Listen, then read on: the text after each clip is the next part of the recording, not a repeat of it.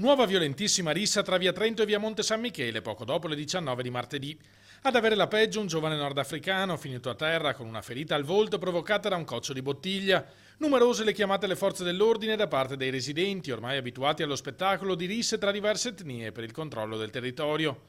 I testimoni di quest'ultimo episodio parlano di una decina di persone che, oltre a picchiarsi con violenza inaudita, si sono lanciati l'un l'altro sassi e bottiglie di vetro, rischiando di colpire gli atterriti passanti. In pochi minuti sono arrivati sul posto polizia, carabinieri e vigili urbani, ma all'arrivo delle pattuglie i protagonisti dell'ennesima esplosione di violenza si erano già dileguati. Come quasi sempre sono destinati a rimanere senza nome. Comprendiamo e condividiamo le preoccupazioni dei cittadini di quel quartiere, commenta l'assessore comunale alla sicurezza Giorgio Deste. Cerchiamo di fare il possibile per contrastare la criminalità all'interno di un quadro legislativo molto limitante. Quello della zona intorno alla stazione ferroviaria, come in altre città italiane, è diventato un problema nazionale e a Roma ne sono consapevoli.